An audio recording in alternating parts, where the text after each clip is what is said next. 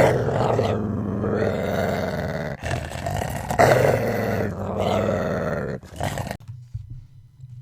is going on, everybody? It is your boy Baddog back with another New York Giants 7-round mock draft. I do plan on doing at least a couple more of these. I do want to do one where we trade back with the Jacksonville Jaguars, and there's another mock draft I was thinking about doing as far as the 7 rounds goes. So check out those when you get a chance. Obviously, all the rave about the draft, and I'm so ready for the draft to see what the Giants do. All the anticipation is killing me, and this is some kind of sports that we can actually get to watch.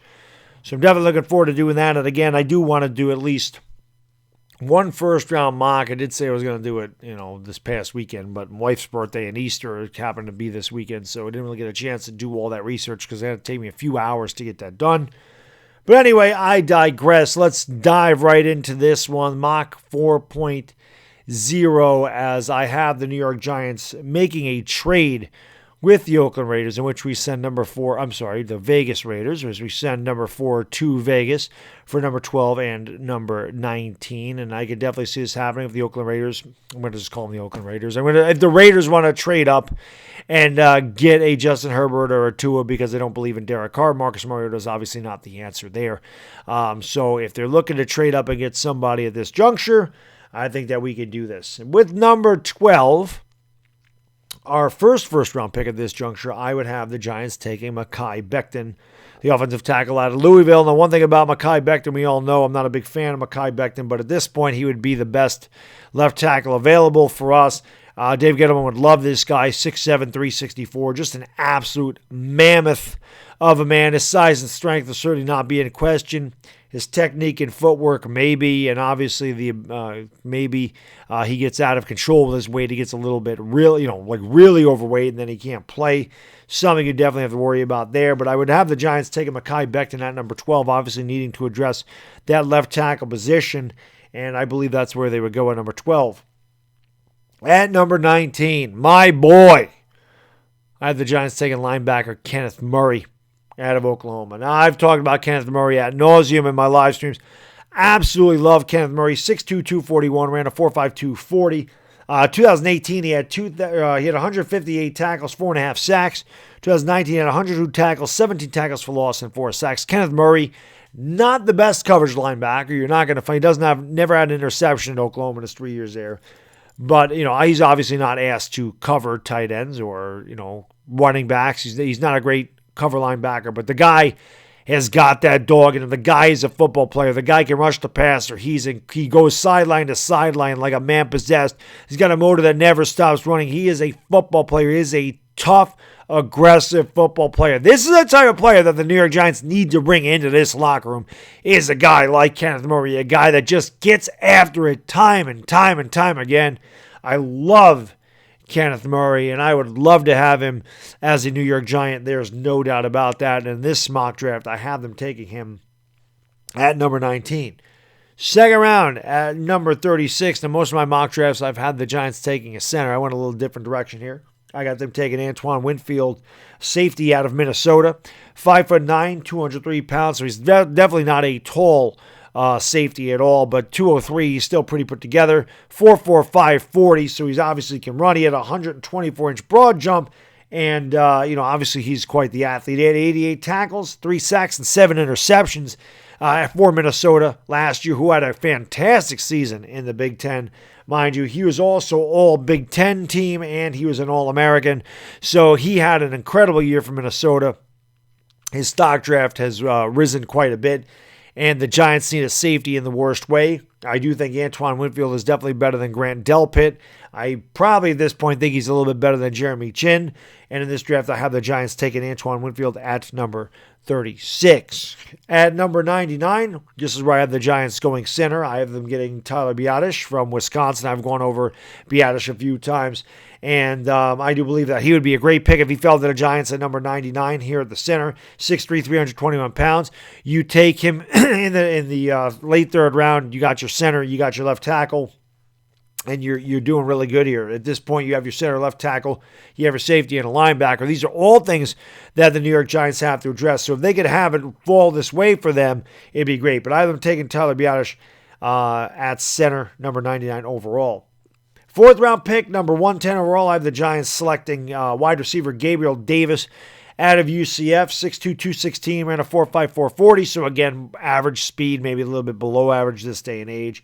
But again, great athlete, 124-inch broad jump, 35-inch vertical, has 72 receptions, 1,241 yards, and 12 touchdowns for UCF last year. Is also first team all-conference last year. Again, in the fourth round, a bigger receiver at 6'2", 216. The Giants could definitely use a Gabriel Davis on the outside to go with Darius Slayton.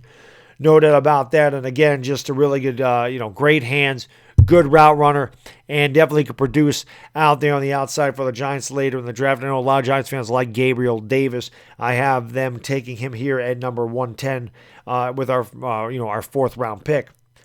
Fifth round pick, I have the New York Giants. Now, I did a video yesterday talking about Anthony McFarland, how he reminds me of Ahmad Bradshaw. Well, at 150, I have the Giants taking somebody that may remind you of Brandon Jacobs, and that's A.J. Dillon out of Boston College, the running back, 6 foot, 250 pounds. So obviously an absolute bruiser. Unofficial 40 time, a 4.53. So you got a guy that's 250 pounds running a 4.5. That is unbelievable. Not to mention a 131-inch broad jump and a 41-inch vertical. This guy is an absolute freak of freaking nature. 1,685 yards last year, 14 touchdowns in 12 games. Unbelievable stuff from A.J. Dillon, no doubt about that. He could come in here, and again, another change of pace back. You have Barkley wearing him down, or you have Barkley just doing his thing, flying on the outside, receiving passes. Then you bring in the big bruiser to get the third and shorts on the goal line. Maybe you spell Barkley a little bit and just bring in this big change of pace back that just wears down the defense. I like A.J. Dillon a lot. The more film I watch on him, I have the Giants taking him in the fifth round at number 150. Sixth round, number 183. The Giants taking cornerback Lamar Jackson out of Nebraska. 6'2", 208, so pretty good size corner, ran a 4.55 40. Again, 36.5-inch vertical, so he obviously can leap out of the building. 122-inch broad jump. He had 40 tackles, 3 interceptions, 12 passes defensed. Last year for Nebraska, he was second team All-Big Ten.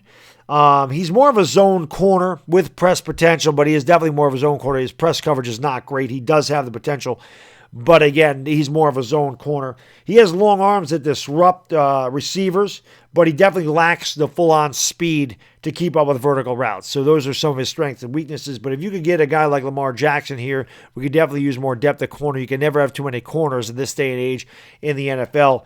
And a guy at Nebraska at 183, this might not be a bad idea here for the Giants to look at Lamar Jackson at 183. With the first pick of the seventh round, I've had him in a mock draft before. That's Raekwon Williams, the defensive tackle out of Michigan State, 6'4", 304 pounds. Had a good season in 2019, 48 tackles, 7.5 for loss, 5 sacks. And 2018 and in 2019, he was third team all-conference. So, again, Raekwon Williams, big body guy that would come in there, obviously, for some backup depth at the defensive tackle position. And Dave Gettleman loves defensive tackles with all of his heart. So there's no reason that he would not go and take Raekwon Williams here with our first pick in the seventh round.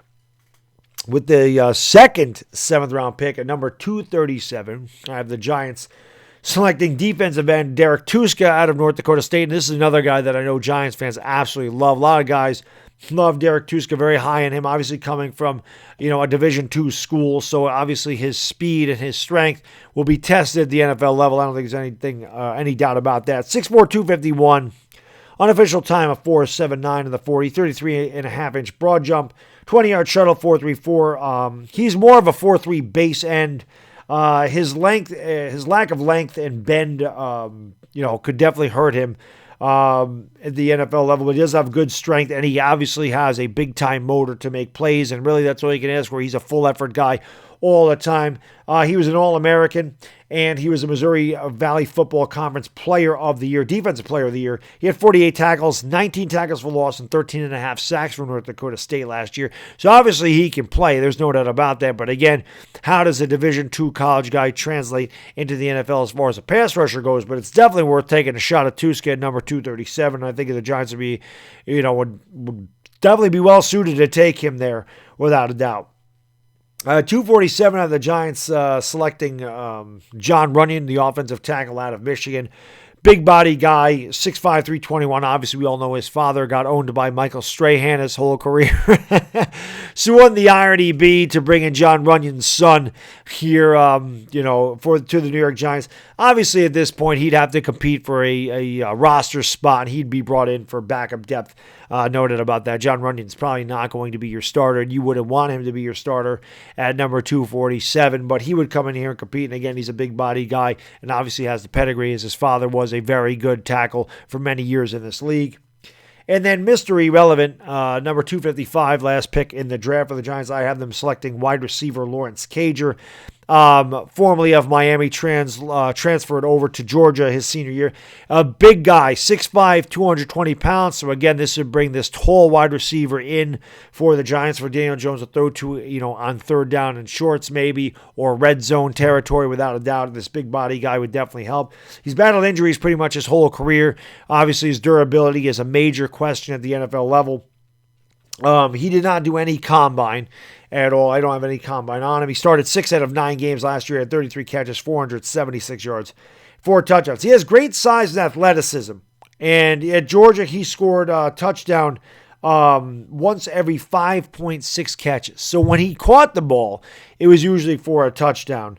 There's no doubt about that. And the size and body control work in his favor when it comes to 50-50 balls. So obviously this is something you would bring Cager in here for. He's definitely worth taking a risk at the last pick of the draft because there is some talent there without a doubt. But again, it's his durability.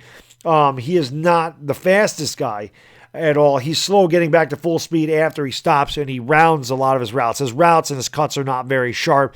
So those are some things that he would have to work on. But I have the Giants taking him, Lawrence Cager, wide receiver out of Georgia. Again, you'd get your big-bodied receiver here at 6'5", 220. Maybe he's just brought in there for those red zone packages if he does make the team. So that is the mock draft I have here, a 4.0 trading with the Raiders. I did some different things here, and again, we've seen some familiar faces in this mock draft.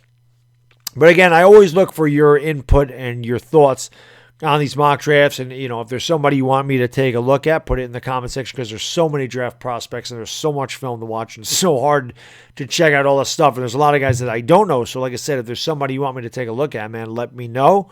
I always appreciate you watching and commenting, and like I said, I'll have another one where you trade back with the Jaguars. I'll do a trade with the Jags, and then I'll probably just do another straight up mock draft, and then like I said, before the draft happens, I will definitely work on a first-round mock overall. So that's the video, guys and girls. Again, thank you so much for watching. If you haven't done so and you've made it this far, please subscribe, ring the bell, hit that thumbs up. Until next time, guys and girls, the Bad Diggity Dizzle, and I am gone. Peace!